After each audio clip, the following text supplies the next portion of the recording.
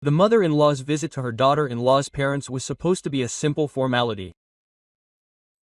She brought a notary with her and was sure that the elderly sick people would not be able to resist her pressure. The mother-in-law persistently convinced them to register the inheritance in the name of her beloved son-in-law, considering the matter already decided. No one expected that the feeble father-in-law would find the strength to decisively rebuff this impudent plan.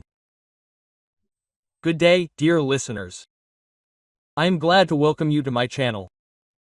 I present to you a new interesting story. Enjoy listening. Valentina Sergeyevna Kravchenko. She woke up every morning at 6:30 to the sounds of the alarm clock, which had been standing on the nightstand for 15 years. The measured life of a mathematics teacher flowed along the usual channel: breakfast, the way to school, lessons, checking. Radium returning home to her family. At 42, she felt like a person who had found her place in life. The apartment on Sadovaya Street, where she lived with her husband Dennis and 14-year-old daughter Alina, was small but cozy. Dennis worked as an engineer at a factory. His salary allowed him to live modestly but decently. On weekends they went to their dacha, in the summer they vacationed on the Azov Sea. An ordinary Russian family with an average income and plans for the future. Everything changed one day in March, when her mother called, "Valya, come urgently." "Has something happened to Dad?" Quote. Tamara Ivanovna's voice trembled with fear. Valentina dropped everything and rushed to her parents. In their two-room apartment in the city center, she found her father lying on the floor in the hallway. Nikolai Semyonovich was conscious, but the left side of his face drooped strangely, and his speech became slurred. "I've already called an ambulance," his mother sobbed, fussing around her husband. He got up in the morning, had breakfast as usual, and then suddenly fell. Doctors diagnosed a massive stroke. Father spent 3 weeks in the hospital, during which Valentina lost 5 kilograms from nerves and lack of sleep. She was on duty in the ward, talked to doctors, and resolved issues with medications. Dennis tried to help, but his mother Elvira Konstantinovna had already begun to express dissatisfaction. "Valya has completely lost her mind," she complained to her son. "She never leaves the hospital, she has neglected her daughter, and let the house go. And what does she spend money on, these expensive medications?" Quote. When father was discharged home, it became clear that he would never be the same. His left hand barely functioned, he walked with difficulty, leaning on a cane. Speech was partially restored. He spoke slowly, with long pauses, and sometimes mixed up words. But the worst thing was that he became very weak, spent most of the day in bed, and 2 months later his mother collapsed. Tamara Ivanovna had been suffering from diabetes for about 10 years, but she kept the disease under control.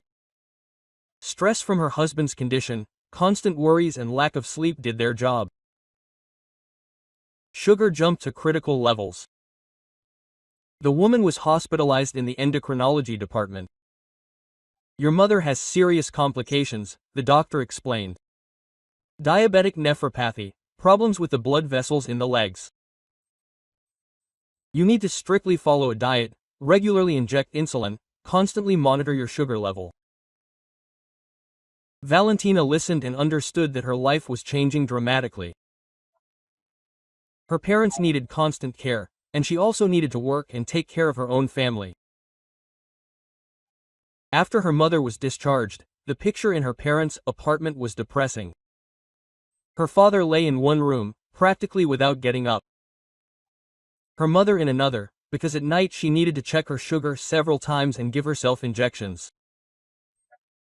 Both required help with the simplest things: wash, eat, get to the toilet. Valentina began to live like a squirrel in a wheel. In the morning, she went to school, taught lessons, trying not to show her students her condition. After work, she went to her parents to feed them, give them medicine, clean up, and do the laundry. She crawled home at 9 p.m. completely exhausted. "Mom, you walk around like some kind of zombie," complained her daughter Alina. "There's no one to help me with algebra, and we have a test tomorrow." Dennis tried to help.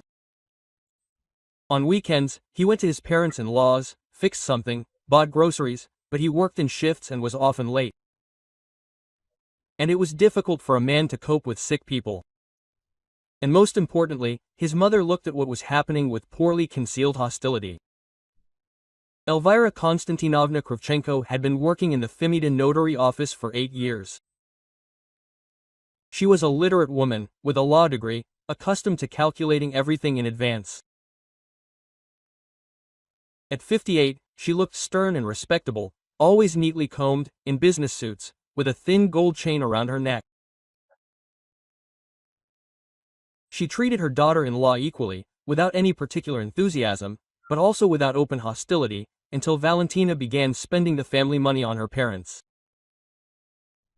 "Dennis, look how much you spend on these medications," she was indignant, leafing through the receipts. "I bought 15,000 worth of things in a month, and these nurses charge 3,000 a day." They really had to hire nurses. When Valentina was at work, the parents were left alone, and this was dangerous. Her father could fall, her mother could fall into a diabetic coma. They had already called an ambulance twice when Tamara Ivanovna lost consciousness from a sharp drop in sugar. Quote, "Mom, what can I do?" Dennis made excuses. "They are sick, they need help." "They need help," Elvira Konstantinovna agreed. "But not at your expense. You have your own family, your daughter is growing up, and Volka spends all her money on old people." The mother-in-law was especially annoyed by the expenses at a private clinic. When her father needed a second course of rehabilitation, there was a 3-month waiting list at a regular clinic. Valentina decided to go to a private medical center. 50,000 for a course of procedures. Elvira Konstantinovna went completely crazy, she couldn't take it anymore. 50, yes, with this money she could have paid for her daughter's summer camp or bought a new wardrobe. But what attracted the mother-in-law's attention most was her parents' apartment. A 2-room apartment on Chekhov Street was inherited by Valentina's parents from her grandmother back in the 90s. The house was a Stalin-era building, with high ceilings, large rooms and thick walls. The area, the historical center of the city, a park and a theater nearby. Good schools. And what kind of real estate do they have? Elvira Konstantinovna casually remarked when Dennis was talking about his visit to his wife's parents. In the center, about 70 meters, probably. Nowadays, such apartments go for 3.5 million. Dennis shrugged. He had never been interested in such questions. But his mother thought about it seriously. At her job at a notary's office, Elvira Konstantinovna dealt with inheritance registration every day, and saw the dramas that unfold in families when it comes to valuable real estate. She knew all the pitfalls, difficulties, ways to solve problems, and gradually a plan began to mature in her head. At first, she carefully began to ask her son about his wife's parents, and they had drawn up a will. She asked casually over Sunday dinner. Quote, "I don't know," Dennis answered honestly. Volka said nothing. She should have asked, because you never know what could happen at their age, and they are so sick. What if something happens? Then you'll be tormented with the registration. Dennis nodded, but did not ask his wife. Valentina had enough problems as it was. Elvira Konstantinovna continued to collect information. She learned that Nikolai Semenovich and Tamara Ivanovna had no other children, only Valentina. This meant that the apartment would sooner or later go to her, and since she and Dennis were married, the property would automatically become jointly held property. But there was one subtlety here that Elvira Konstantinovna knew as an experienced notary. An inheritance, even one received during marriage, remains the personal property of the heir. That is, Valentina would become the sole owner of the apartment, and Dennis would have no rights to it, unless, of course, everything was formalized in a more favorable manner in advance. The mother-in-law's thoughts were becoming more and more specific. Working in a notary's office, she knew very well how to circumvent the law without formally violating it. She saw how colleagues helped to correctly draw up documents in the interests of the right people. In the meantime, she watched as Valentina drained the family budget on her parents. By autumn, the situation became critical. Tamara Ivanovna was hospitalized with a diabetic crisis. The treatment cost 80,000 rubles. Nikolai Semenovich fell at home and broke a rib. Another 30,000 for a private clinic, because the state clinic simply sent him home with painkillers. Valentina was on the verge of a nervous breakdown, lost weight, became haggard. At school, colleagues began to hint that it was time to take a vacation and come to her senses. Elena complained that her mother had become irritable, yelling over trifles. Quote, "Denis, this can't go on," Elvira Konstantinovna said once again. "Volka will completely kick the bucket and ruin you to hell. What do you suggest? Abandon sick old people?" "Not abandon them, but act wisely," the mother said wisely. "I have hundreds of such cases at work. Do you know how much tax you will have to pay when they die? 13% of the cadastral value. That's almost 500,000, and if everything is properly formalized now," she did not finish the sentence, but Denis got the hint.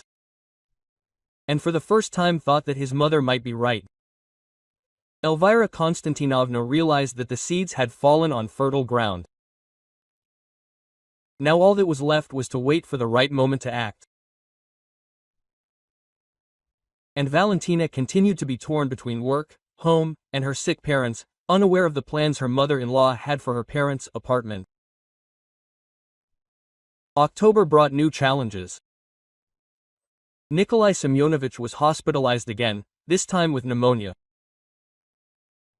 Doctors warned that after the stroke, his immune system was greatly weakened, and any infection could be deadly.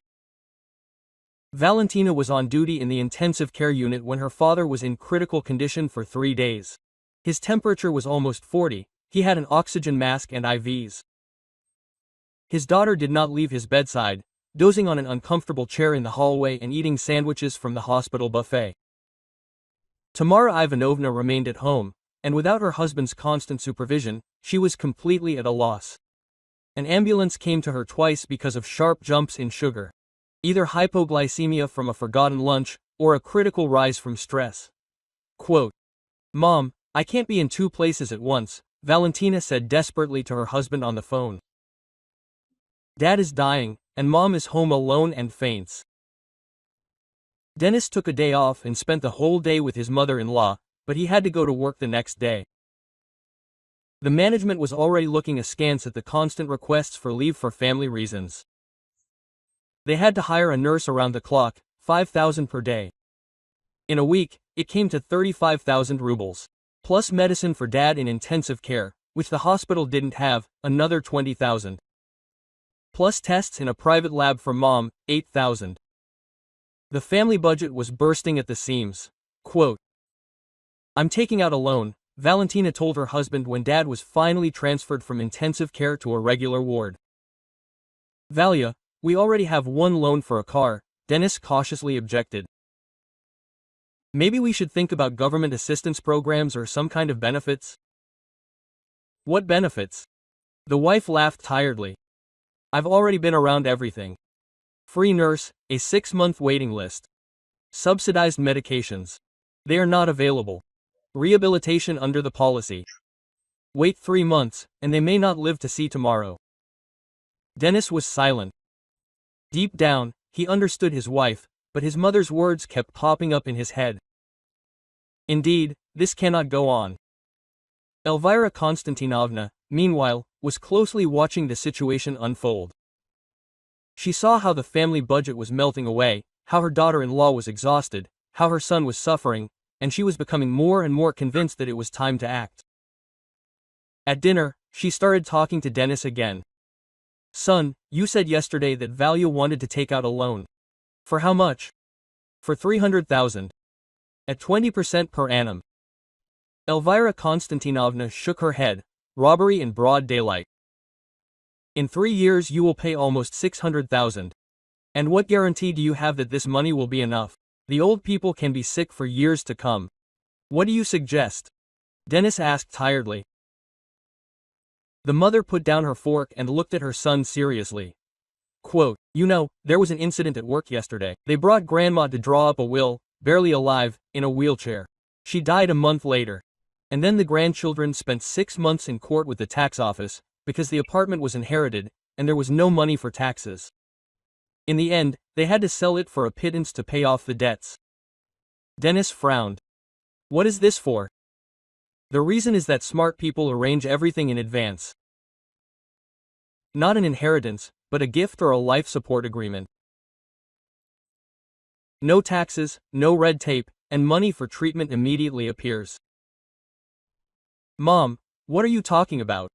Elvira Konstantinovna moved closer to her son. Listen carefully. Your father-in-law and mother-in-law own an apartment worth more than $3 million. When they die, Volka will be the heir.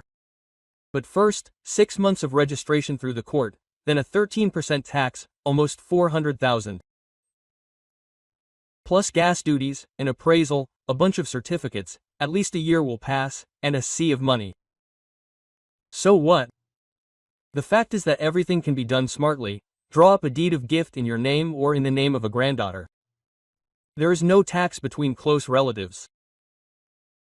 Then immediately sell the apartment or take the money as collateral and treat the elderly with this money calmly in the best clinics. Dennis thought about it. There was logic in his mother's words. But they will be against it, he said, giving away the apartment during life. And who says to give it away? Elvira Konstantinovna grinned. Draw up a deed of gift, and let them live on. No one is throwing them out, but money for treatment will appear, and there will be no tax problems later. The mother spoke convincingly, with knowledge of the matter. Dennis imagined how all the problems could be solved at once. Hire good nurses, pay for the best clinics, relieve the financial strain on the family. Volka will never agree to this, he said after a pause. And let Volka think about her parents, not about apartments, the mother answered harshly. If it is really important to her to cure them, she will understand. And if it is more important to preserve the inheritance, well then let them get sick at their own expense. The seed of doubt was sown. Elvira Konstantinovna saw this and continued the psychological pressure. The next day she dropped by to see her son at work, supposedly she was nearby on business. Brought him lunch, asked how he was feeling. How are things with Valya's parents? She asked sympathetically. Bad. Father was discharged home yesterday, but he is very weak, and mother was hospitalized again. Her kidneys are failing. Lord, Elvira Konstantinovna shook her head. How much more money will he need? The doctor said, you need hemodialysis. 3 times a week, 5,000 per procedure. 60,000 a month, the mother quickly calculated. Dennis, this is madness. Where will you get so much? The son was silent, gloomily stirring his tea. Have you thought about what I said yesterday? Elvira Konstantinovna asked cautiously. He thought about it, but how can I explain all this to Valya? And what is there to explain? You sit down and say, darling, let's solve the problem radically. Your parents will formalize a gift. We will take out a loan for 1 million rubles at 5% per annum using the apartment as collateral and will treat them like kings. And after their death, no taxes or red tape. Dennis imagined this scene and winced. She will say that we want to take possession of the apartment. And we do, the mother did not dissemble. But not for herself, but for them, so that there would be money for treatment. Dennis, don't you understand? They are dying from lack of normal treatment, and the solution to all their problems is right next to them. The following days, Elvira Konstantinovna methodically worked on her son, sometimes bringing newspaper clippings about inheritance taxes, sometimes telling stories from work about families who went broke while processing documents. The day before yesterday, a woman came, she said. The mother died, leaving behind a 2-room apartment. Do you think she's happy? Not at all. The cadastral value is 2,800, the tax is 364,000, and her salary is 20,000, her husband is unemployed. Where can I get that kind of money? I had to sell the apartment for 15 million, just to pay the tax. Why 1.5? Dennis asked inquisitively. Because buyers know that a person in a difficult situation is selling urgently, so they knock down the price. In the end, she received $1 million and some change. But she could have processed everything during her mother's lifetime and received the full cost. Gradually, Dennis began to understand his mother's logic. Indeed, if you look at it soberly, Valentina's parents would still leave her the apartment. But in this scenario, the family would lose a lot of money on taxes and red tape. And if you formalize it in advance, you can spend this money on treatment. At the end of October, an event occurred that finally swayed Dennis to his mother's side. Tamara Ivanovna was taken to intensive care with a diabetic coma. The doctors warned that every hour counted. An urgent operation to install an insulin pump was needed. The cost was 250,000 rubles. Without the operation, the woman might not survive until the morning. Valentina rushed around the hospital in a panic. The family did not have that kind of money. The loan had not yet been approved. Friends could give a maximum of 50,000. There was no time to look for sponsors. And then Dennis voiced his mother's idea out loud for the first time. Valia, maybe we should talk to our parents about formalizing the apartment? We would immediately take out a loan secured by collateral. Are you crazy? His wife flared up. Mom is dying, and you are thinking about the apartment. I am thinking about how to save her. Dennis could not stand it. We have no money, they won't give us a loan, and the solution to the problem is obvious. What is the solution to take away the only housing from sick old people? Not take it away, but register it. They will live there for the rest of their lives, but we will be able to take a normal loan and treat them properly. Valentina looked at her husband as if he were a traitor. In the end, they found the money, sold the dacha for next to nothing, borrowed from Dennis's relatives, took out a microloan at crazy interest rates. They performed the operation, saved his mother. But the conversation was remembered, and Elvira Konstantinovna, having learned about it, realized that her son was ripe for decisive action. Quote, "See how she reacted," she said to Dennis after Tamara Ivanovna was discharged. Mother is dying, and Volka is only thinking about how not to lose the apartment. Egoist. Mom, she was just confused. Quote, confused. Elvira Konstantinovna snorted. And you weren't confused, you sold the dacha, got into debt up to your ears. And all for whose sake? For her parents. And she's still making claims against you. Dennis kept silent, but in his heart he agreed with his mother. Indeed, he made sacrifices for the sake of his father-in-law and mother-in-law, and his wife behaved ungratefully. You know what? Elvira Konstantinovna said decisively, stop waiting for Volka to come to her senses. The old people are really bad. Tomorrow may be too late. I'll make arrangements with the notary, and we'll go to them ourselves. Without Valia? What about Valia? She works at school, there's no time. And we'll quickly formalize everything, present it as a fait accompli. Then he'll thank her when he realizes how many problems we've solved. Dennis hesitated. On the one hand, his mother was right, delaying could end badly. On the other hand, acting behind his wife's back was not good. They could refuse, he said. They didn't refuse, Elvira Konstantinovna answered confidently. I know how to talk to such people. The main thing is to present it correctly. Don't give away the apartment, but let's solve the financial problems with treatment.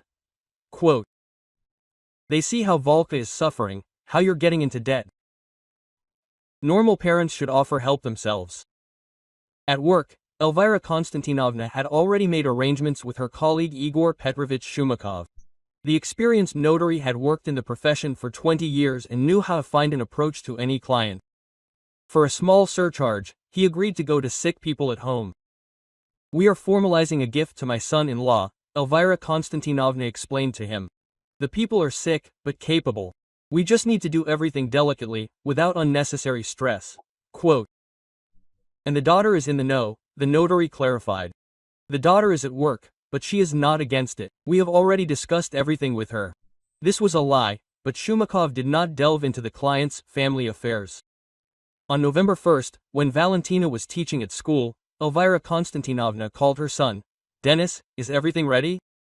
Igor Petrovich is free after lunch. Let's go to your parents-in-law while Valya is not home. Denis's heart sank. He understood that he was crossing a certain line, after which there would be no way back. But his mother's arguments seemed convincing, and the family's financial situation was critical. Okay, he said after a pause. Let's go. Elvira Konstantinovna smiled contentedly. The plan was beginning to come to fruition. November 1st turned out to be cloudy and rainy. Valentina was giving a test in algebra for 9th graders at school, unaware that the fate of her family was being decided at that moment. At 1:30, Elvira Konstantinovna met with notary Shumakov at the entrance to the house on Chekhov Street. Igor Petrovich looked respectable. An expensive coat, a leather briefcase, the confident manners of a man accustomed to solving complex issues. The documents are ready, he said, patting the briefcase. A deed of gift in the name of the son-in-law, a certificate of the donor's legal capacity, and a technical passport for the apartment. If the old people agree to sign, everything will be formalized in an hour. Quote, they will agree, Elvira Konstantinovna answered confidently. They understand that their daughter needs help. Denis drove up in his car, looking tense and worried.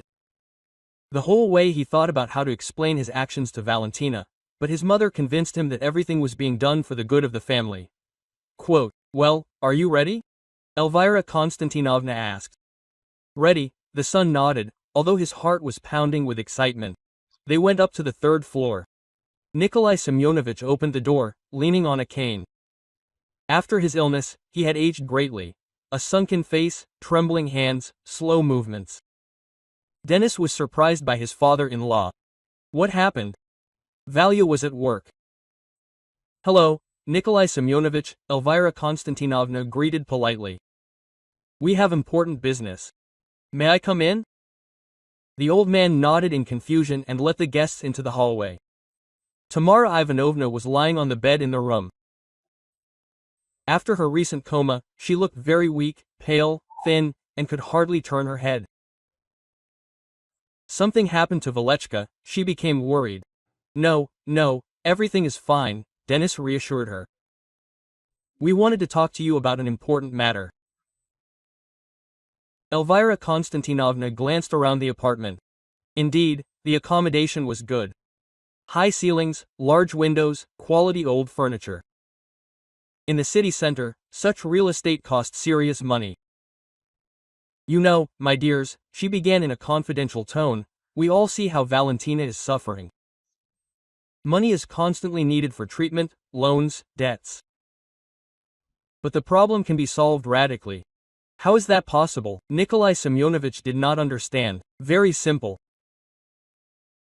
You have an apartment that Valentina will inherit anyway, but then you will have to pay huge taxes of almost 500,000 rubles. And if you formalize the gift now, there will be no taxes and you can immediately take out a loan secured by collateral and get treatment in the best clinics. Tamara Ivanovna tried to sit up in bed. We do not understand what gift. Then the notary joined the conversation. Igor Petrovich spoke professionally and convincingly. You see, dear sirs, under the current tax legislation, inheritance is a very expensive pleasure.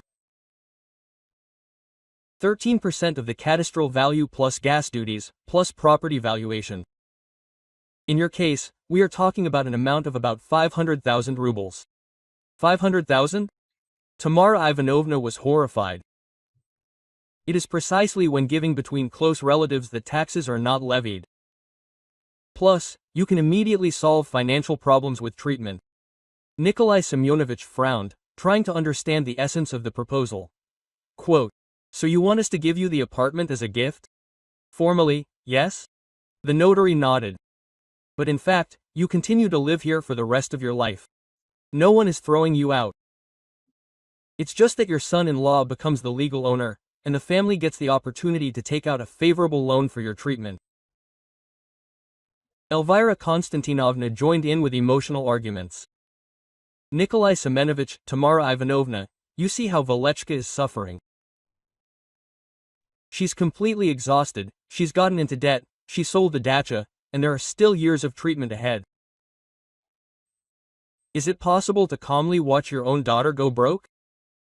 But why without value? Tamara Ivanovna objected weakly. She should know. Valentina is at work, Denis explained. And time is running out. Yesterday the doctor said that you need another operation. 200,000 rubles. Where are we going to get them? The old people exchanged glances. They really saw how their daughter was straining herself, trying to combine work, family, and caring for her sick parents. They saw how the family savings were melting away, how Denis sold the dacha, went into the forest on loans. Does Valentina agree? Asked Nikolai Semenovich. Of course, lied Elvira Konstantinovna. We are a family, we decide everything together. It's just that she is busy now, and the notary can only come today. The notary laid the documents on the table. A thick stack of papers with seals looked solid and impressive. Quote, "Here's the deed of gift," he explained. It states that the apartment is transferred to Denis Alexandrovich's property, but with the condition of lifetime residence of the donors. That is, you will continue to live here for the rest of your life. Tamara Ivanovna tried to read the small print, but poor eyesight and general weakness prevented her from concentrating. Nikolai Semenovich also had difficulty making out the legal formulations. Quote, "Maybe we should wait for Valia?" The woman tried to object once more. Tamara Ivanovna, Elvira Konstantinovna explained patiently. Every day of delay means extra money for interest on loans. Valentina is already barely making ends meet, and here is such an opportunity to solve everything in one fell swoop. The notary joined in with professional arguments. In addition, the tax legislation may change now. The government is discussing raising inheritance taxes to 20%. If this happens, your daughter will lose even more money. It was a lie. There were no changes in the tax legislation. But the old people could not know this. Denis was silent, feeling like a traitor, but it was too late to retreat. Elvira Konstantinovna felt that the old people's resistance was weakening and increased the pressure. Think about your granddaughter. And Lena will soon be entering college, she will need money, and Valentina is spending everything on your treatment. This is right, of course, but the family should not go broke. And if we sign, how much money can you borrow? Nikolai Semyonovich asked. The bank will give 2 million rubles at 5% per annum against this apartment as collateral, Elvira Konstantinovna quickly answered. Can you imagine how much treatment that would cost? The best clinics, the best doctors, all procedures without queues. Quote, Tamara Ivanovna burst into tears. Lord, how can we decide? Valechka is already suffering so much. Tamara Ivanovna, don't worry, the notary said softly. You are making the right choice, helping your daughter and providing yourself with quality treatment. He handed the woman a pen. Just sign here, at the bottom of the document. Tamara Ivanovna took the pen with trembling hands, feeling dizzy from excitement and fatigue. Her head was spinning. It was difficult to concentrate on what was happening. I don't know, maybe we should wait for Valia, she muttered. Mom, we can't wait, Denis intervened. The doctor said the operation needs to be done next week, and the loan is processed in a few days. Elvira Konstantinovna sat down next to Tamara Ivanovna and took her hand. Darling, you are a mother. Are you really going to calmly watch your daughter go broke because of you? Sign, and all the problems will be solved. Notary did not lag behind either. This is a common formality. Legally, the apartment will go to the son-in-law, but in fact nothing will change. But there will be an opportunity to take out a favorable loan. Tamara Ivanovna was completely confused. Illness, weakness, psychological pressure. All this prevented her from thinking clearly. And most importantly, she was really tormented by the thought that her daughter was suffering because of her. With tears in her eyes, she signed in the right place. Excellent, Elvira Konstantinovna rejoiced. Now Nikolai Semenovich. But then something unexpected happened. Nikolai Semenovich, who had been sitting silently until that moment, suddenly changed his expression. His back straightened, his eyes cleared up, and his voice became firm and decisive. "Stop, no one is going to sign any documents." He jerked up from his chair, grabbed the deed of gift from the table and tore it in half with all his might. Then he did it again and more scraps of paper flew around the room. Quote, "Nikolai Semenovich, what are you doing?" Elvira Konstantinovna jumped up. "I'm doing what I should have done right away," the old man answered calmly. "I'm throwing the swindlers out of my house." Tamara Ivanovna looked at her husband in amazement. She hadn't seen him so strong and decisive for over a year. "What swindlers?" The notary was indignant. "We act within the law." "Within the law." Nikolai Semenovich chuckled. "They came to sick people when their daughter is not at home. You press on their pity. You force them to sign documents. This is called coercion into a deal by abuse of trust." Denis turned pale. "Nikolai Semenovich, we wanted the best." "What is best for whom?" the father-in-law asked harshly. "For my daughter or for your mother, who has set her sights on our apartment?" Elvira Konstantinovna tried to justify herself. "You misunderstood. We really wanted to help with the treatment." "Help?" The old man approached the phone and picked up the receiver. "Now I will call the local police officer and tell him about this help." "There is no need to call the police," the notary became worried. "This is a misunderstanding. We will discuss everything now." "It's too late to discuss," Nikolai Semenovich snapped and dialed the number. "Hello, this is Nikolai Semenovich Rogov, Chekhov Street, Building 13, Apartment 23. Some people came to my house and are trying to force me to sign documents on the transfer of the apartment." "Yes, my wife and I are sick, bedridden." "Okay, I'll wait." He hung up and calmly looked at the confused guests. "The local police officer will be here in 10 minutes. I suggest everyone stay where they are." "Grandpa, what's going on?" Denis asked. "What's happening is that I've been watching your mother's behavior for a long time," Nikolai Semyonovich answered. "I thought she was just greedy, but it turned out she was also a criminal." Elvira Konstantinovna darted to the exit, but the old man blocked her way. "Stop! No one is leaving until the police arrive." "Are you crazy?" The woman was indignant. "What police? We are a family." "A family does not force sick old people to sign documents behind their daughter's back," Nikolai Semyonovich answered coldly. The notary collected the torn documents, trying to sweep them away. "This is all a misunderstanding. No one forced anyone. The people themselves wanted to formalize gift." "Ourselves," the old man grinned. "And why didn't you tell your daughter then? Why did you come when she wasn't home? Why did you insist on saying that we were sick and helpless?" Denis sat staring at the floor. He realized that he was in deep trouble, and now he would have to explain himself not only to the police, but also to his wife. A few minutes later, the doorbell rang. The local police officer, Pyotr Ivanovich Kuleshov, knew this family. They had already called an ambulance to sick old people several times. Quote, "What happened, Nikolai Semyonovich?" he asked, entering the apartment. "What happened was that some relatives came to my home and, with the help of a notary, tried to force me and my wife to give them the apartment," the old man calmly explained. "They took advantage of the fact that we were sick and our daughter was not home." The local police officer carefully examined the torn documents and listened to the explanations of all parties. The picture was more than eloquent. "So that's it," he said. "Citizen Kravchenko, do you work in a notary's office?" "Yes," nodded Elvira Konstantinovna. "And you know perfectly well that coercion to complete a transaction is a criminal offense." "No one coerced anyone," the woman was indignant. "Then why did the daughters of sick people come without their knowledge? Why did they put pressure on their helplessness?" The district police officer wrote down the testimony in a notebook. "Citizen Shumakov. Are you a notary?" "Yes," Igor Petrovich answered wearily.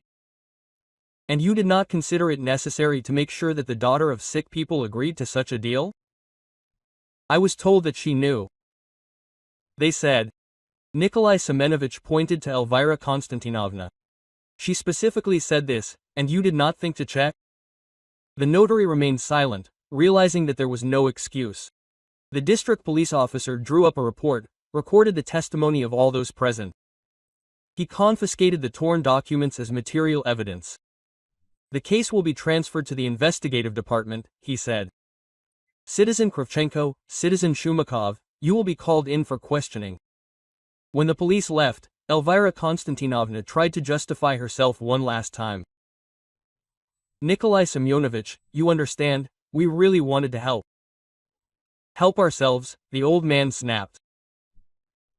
And now get out of my house and don't show up again. Denis stood up. Nikolai Semyonovich, you, Denis, are still my son-in-law, said Nikolai Semyonovich. But after today, a lot can change. I advise you to think carefully about your behavior. When the uninvited guests left, Tamara Ivanovna began to cry. Quote, Kolya, what will happen now? Velechka will find out. She will find out, nodded her husband. And rightly so. It's time for her to understand what kind of people she has linked her life with. Nikolai Semyonovich went to the window and looked down, where Elvira Konstantinovna and her son were getting into the car. The old man's face showed the determination of a man who had finally fought back against his offenders. Quote, Why did you pretend to be so sick? His wife asked. I wasn't pretending, Nikolai Semenovich replied. I'd simply noticed over the past few months how this woman was looking at our apartment, how she was asking Denis about the will, and I decided to watch what she was capable of. And he waited, and waited. Now Valentina will see with her own eyes what kind of family her husband has. The old man returned to his chair, feeling how weakness returned after the adrenaline rush. But his soul was calm. He had protected his family from scammers, even if these scammers were relatives. Meanwhile, Valentina, unsuspecting, was checking test papers in the teacher's room and planning to visit her parents in the evening. She didn't know that a shock awaited her that would change the family's entire life. At 5:30, Valentina climbed the familiar stairs to her parents, holding a bag of groceries and medicine in her hands. It had been a tough day at school. Test papers in algebra in 3 classes, analysis of Olympiad assignments with 11th graders, a PETSOVET until 5:30. Fatigue fell upon her like a leaden weight, but her parents were waiting. They needed help with dinner, to check how they were taking their medications. She opened the door with her key and immediately felt that something was wrong. There was a tense atmosphere in the apartment, as if something important and unpleasant had recently happened here. Quote, Mom, Dad, I'm here, she shouted, taking off her coat. Velechka, come in here, her father responded from the room. Valentina entered and was surprised. Nikolai Semyonovich was sitting in a chair, but he didn't look like he usually did. His back was straight. His gaze was clear. His face had the expression of a man who had made an important decision. The mother was lying on the bed, but she was also clearly agitated. Quote, What happened? The daughter was alarmed. Are you feeling unwell? Sit down, daughter, the father said. We need to have a serious talk. Quote, Valentina sat on the edge of the bed next to her mother, mentally going over the possible reasons for her anxiety. Worsening condition, bad tests. New health problems. We had guests today, Nikolai Semyonovich began. Your husband and his mother. With a notary. With a notary? Valentina didn't understand. Why? To force us to give them our apartment. Valentina blinked, not immediately comprehending what she had heard. What, Dad, what are you saying? Father calmly and in detail told her about the daytime visit. About how Elvira Konstantinovna and Denis brought a notary to formalize the gift of the apartment, how they pressured the sick old people, taking advantage of their weakness, how they forced them to sign documents in the absence of their daughter. With each word, Valentina's face grew paler. She listened and didn't believe it, and at the same time she understood that her father was telling the truth. He never lied. Mom signed. She whispered. She signed and nodded. Tamara Ivanovna with tears in her eyes. They were so pressuring, saying that you agree, that it is for your own good. And then Valentina felt how everything inside her was turning cold with horror. And then I tore up these documents and called the local police officer, Nikolai Semyonovich said firmly. Let them explain to the police now. Valentina covered her face with her hands. It was beyond her understanding. The husband with whom she had lived for 15 years, with whom she had given birth to a daughter, with whom she shared joys and sorrows, turned out to be capable of such betrayal. And the mother-in-law, whom she had always considered simply an unpleasant woman, showed herself to be a real criminal. Quote, Valechka, don't cry, the mother asked. The main thing is that nothing worked out. How did it not work out? The daughter screamed. My husband tried to steal your apartment behind my back, taking advantage of the fact that you were sick. She jumped out of bed and started rushing around the room. God, how could he, how dare he? I work like crazy, spend all my money on your treatment, and he could not find the words to express the full depth of his betrayal. Daughter, calm down, the father asked. Now you know the truth and must decide what to do next. Valentina took out her phone and dialed her husband's number with trembling fingers. Dennis did not answer right away. Apparently, he was waiting for this call and did not know what to say. Valia, he said uncertainly, where are you? The wife asked briefly. At home. Wait for me and for your mother to be home too. Quote. Valia, I can explain. You will explain when we meet, she snapped and hung up. She kissed her parents, promising to come tomorrow morning and rushed home. On the way, scraps of thoughts flashed through her head. How could she not notice? What other secrets is her husband hiding? Is it possible to live on after this? At home, a complete collapse of the family idol awaited her. Dennis was sitting in the kitchen, gloomy and depressed. Elvira Konstantinovna settled into an armchair in the living room, demonstratively leafing through a magazine. Apparently, she decided that the best defense is an offense. Quote, well, tell me, Valentina said, without even undressing. Dennis began mumbling something about good intentions and intentions, about caring for the family, about inheritance taxes. He spoke incoherently, getting confused in his justifications. Quote, stop, his wife interrupted him. Are you saying that caring for the family is deceiving the sick? Old people. Valia, we didn't want to deceive. What did we want? Valentina felt a wave of righteous anger rising. Did you want to steal my parents' apartment while I was not home? Elvira Konstantinovna intervened in the conversation. Nobody wanted to steal anything. We were thinking about your welfare, ungrateful one. Valentina slowly turned to her mother-in-law. About my welfare. You decided that you know better than me what is good for me. Quote. Of course I know, Elvira Konstantinovna boiled over. You are spending your last money on old people, ruining your family, they will die soon anyway, and you will be left with debts. Shut up! Valentina screamed. How dare you talk about my parents like that? Is it true that it hurts your eyes? The mother-in-law did not calm down. How much money has already been spent on them, how many loans have been taken out, and to no avail? Valentina came up close to Elvira Konstantinovna. You know what? Get out of my house right now. This is not your house, but my son's, the woman was indignant. Then get out together with your son, Valentina said coldly. I am disgusted to be in the same room with swindlers.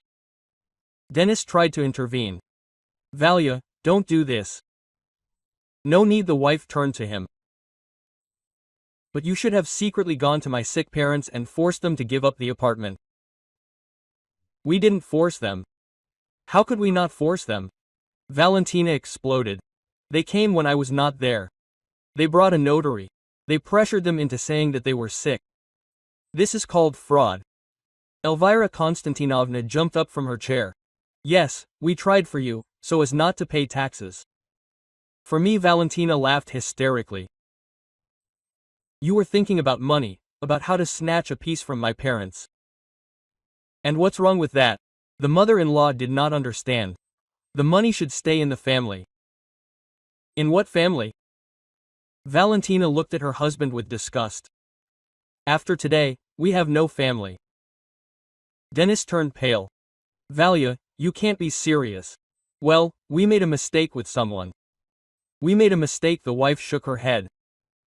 Dennis, you tried to steal the apartment from my sick parents. This is not a mistake, this is a crime. Nobody stole anything, Elvira Konstantinovna butted in. The apartment would have gone to you anyway. But not to you, Valentina shouted. Not to your son. And certainly not at my expense. She went to the closet and took out her bag. That's it, I can't be here anymore. Dennis, think carefully about your behavior, and for now live with your mother, who cares so much about your well-being. Quote. Valia, don't go, asked her husband. Let's talk calmly. What should we talk about? She stuffed the necessary things into her bag. About how you betrayed my family. About how your mother tried to rob sick old people. We are not thieves, Elvira Konstantinovna was indignant. Then who are you? Valentina stopped in the doorway. People who take advantage of other people's misfortune for their own gain, as they call it. With these words, she slammed the door and left. Dennis was left alone with his mother, who continued to be indignant at her daughter-in-law's ingratitude. Meanwhile, the story was developing through official channels. The next day, District Police Officer Kuleshov handed over the materials to the investigative department. The case of attempted fraud was taken over by senior investigator Igor Vitalievich Morozov, an experienced employee specializing in economic crimes. Having studied the protocol and material evidence, he summoned all participants in the incident for questioning. Elvira Konstantinovna tried to justify herself, citing good intentions, but the investigator quickly uncovered the true motives. Citizen Kravchenko, explain why you did not inform the daughter of sick people about your plans. She was at work. You could have waited until the evening or agreed on the weekend. Why did you act secretly? We did not act secretly. Then why did you tell the notary that the daughter agreed, although it was a lie? Elvira Konstantinovna got confused in her testimony and contradicted herself. Notary Shumakov was interrogated separately. Igor Petrovich understood that he found himself in a very unpleasant situation. I relied on the words of Citizen Kravchenko that the relatives agreed, but you did not check this statement. You did not consider it necessary. You did not consider it necessary to verify the voluntariness of the transaction involving sick elderly people. They looked capable. One after a stroke, the other after a diabetic coma. And you think that they are capable of making informed decisions about the transfer of real estate worth 3 million rubles. The notary remained silent, realizing the hopelessness of his situation. A week later, the investigator made a decision to initiate a criminal case under the article fraud. Elvira Konstantinovna was charged with attempting to seize someone else's property by deception and abuse of trust. The management of the Fimida notary office, having learned about the criminal history involving an employee, did not wait for the trial. Elvira Konstantinovna received a notice of dismissal under the article for violation of labor discipline and undermining the reputation of the organization. You see, Elvira Konstantinovna, the director of the office explained to her, we cannot keep an employee who is involved in real estate fraud. This undermines the trust of clients. But the case has not yet been considered, the woman objected. The fact that a criminal case has been initiated is already sufficient to terminate the employment contract. Notary Shumakov also did not escape the consequences. The regional notary chamber initiated an internal investigation of his activities. Other dubious transactions were also revealed, in which Igor Petrovich showed insufficient vigilance. 6 months later, the Qualification Commission decided to deprive Shumakov of his notary license for gross violation of professional ethics and failure to comply with the requirements of the law. Elvira Konstantinovna was left without work at 58 years old with a tarnished reputation and a criminal case. She had to look for any job. In the end, she got a job as a salesperson in the Skripka stationery store for 14,000 rubles per month. Standing behind the counter, weighing paperclips and selling notebooks to schoolchildren was humiliating for a woman accustomed to status and respect. But there was no choice. Quote, "Aunt Elia, did you work in a notary's office before?" A colleague at work once asked. "I worked there," Elvira Konstantinovna answered gloomily. "And why did you leave?" "A conflict with management," she lied. It was embarrassing to tell the truth. Denis's family life also collapsed completely. Valentina filed for divorce, not wanting to have anything to do with her traitor husband anymore. Quote, "Mom, talk to her," the son asked. "Maybe she'll change her mind?" "She won't change her mind," the mother answered gloomily. "This nonsense puts principles before family." Quote, "But we wanted the best." "I know, son, but nothing can be changed now." Denis tried with his daughter. But 14-year-old Alina was categorical. "Dad, you wanted to take away the apartment from your sick grandparents. That's mean. Not to take it away, but to register it for Mom. Behind Mom's back. She didn't even know." The girl stayed to live with her mother, and treated her father with cold contempt. Elvira Konstantinovna's trial took place a year later. The lawyer tried to prove the absence of intent, referring to the defendant's family motives, but the evidence was too obvious. The sentence was 2 years suspended with a probationary period of 3 years, plus compensation for moral damage to the victims in the amount of 100,000 rubles. Quote, "Mom, where are we going to get 100,000? Denis asked after the verdict was announced. Where? Elvira answered tiredly. "Konstantinovna, I will sell my gold jewelry." But the most amazing thing happened to Nikolai Semenovich. After that October day when he fought off the scammers, my grandfather's health began to noticeably improve. At first, the doctors did not believe it. Recovery from a stroke at such an age happens extremely rarely. Quote, "I don't understand what is happening," the attending physician told Valentina. "The indicators are improving every month. Speech is being restored, coordination of movements is returning to normal.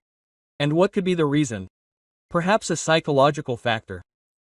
Sometimes strong emotions, especially those associated with protecting the family, mobilize the body's hidden reserves." By the end of the year, Nikolai Semenovich could already do without a cane. Speech became almost normal. Tamara Ivanovna also began to recover. Apparently, her husband's calmness had a beneficial effect on her. Quote, "Dad, it's like you were born again," Valentina was surprised. "You know, daughter," the father answered, probably righteous anger turned out to be the best medicine. When he realized that he needed to protect his family from scoundrels, his body mobilized. The parents lived another 5 years of a full, active life.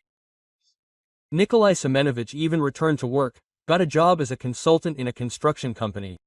Tamara Ivanovna took care of her granddaughter, helped with her homework. Before their death, they made a will for their granddaughter Alina. The apartment was supposed to go to her after she came of age. Quote, "Why not to me?" Valentina was surprised. "And then, so that no one else would try to do anything about it," explained the father. Alina, the heir in the direct line. And no ex-husbands with their mothers would be able to lay claim. Denis had learned his lesson. Never again in his life did he listen to his mother's advice about someone else's property. But it was too late. The family was destroyed, trust was lost forever. Elvira Konstantinovna worked in the stationery store until her retirement, every day remembering her previous life and blaming fate. She no longer interfered in other people's affairs. Her first attempt had cost her too much, and Valentina started a new life. 3 years after the divorce, she married a mathematician colleague, gave birth to a son and never regretted that she had not forgiven the betrayal. Some actions have no justification.